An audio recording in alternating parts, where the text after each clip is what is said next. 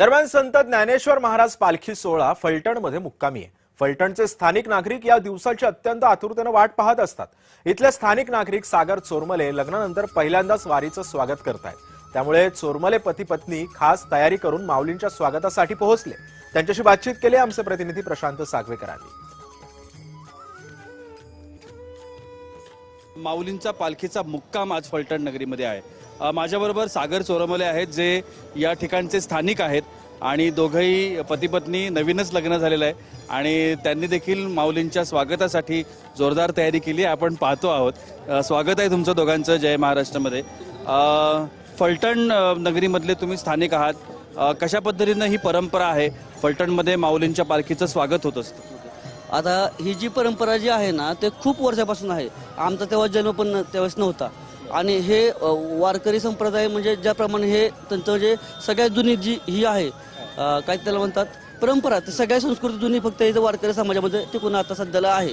बाकी कुठे म्हणजे ती परंपरा एवढी बघायला भेटत नाही, पण इथं आहे। इथं किती इतकं लोंढा असतो लोकांचा वगैरे, इतकी लोक असतात, कधी धक्का लागा बुक्की म्हणजे लागा कुठे मानपान कुणाला नसतंय, सगळी माऊली माऊली म्हणून ते पुढे जात असतात। आम्ही आत होताना याची वाट बघत असतो आम्ही की कशी कधी पालखी येईल। ते इतकं जे त्या पालखी जेव्हा फलटण नगर दाखल होते किंवा येते, इतकं जे भारी वाटतं नाही तर म्हणजे असं मन प्रसन्न होतं किंवा असं ते आसपासचा परिसर वगैरे असं एकदम भारी वाटतं। ज्यावेळेस पालखी इथं येते तेव्हा असं कोणी कोणाचा जुजा भाव किंवा भांडणे वगैरे काय करत नाहीत। इथं सगळे एकत्र येऊन एक चांगल्या प्रकारे त्यांची तयारी करतात आणि इथले फलटणमधले खूप लोक असे आहेत की जे अन्नदान स्वरूपात म्हणजे कोण ज्यूस वाटतं, कोण पोहे, चहा, कॉफी असं म्हणजे भरपूर दवाखाने कोण धर्मदाय असतात, ते त्यांना मदत करतात सगळ्या गोष्टींना। म्हणजे ते इथं चांगलं सगळं व्यवस्थित सगळ्या गोष्टी हे जातात। इथं सगळं म्हणजे प्रशासन व्यवस्था वगैरे खूप चांगली त्यावेळेस करतात। म्हणजे सगळ्या गोष्टी साफसफाई, सगळ्या गोष्टीला डिपार्टमेंटचं सहकार्य भरपूर म्हणजे चांगल्या प्रमाणात राहते। इथं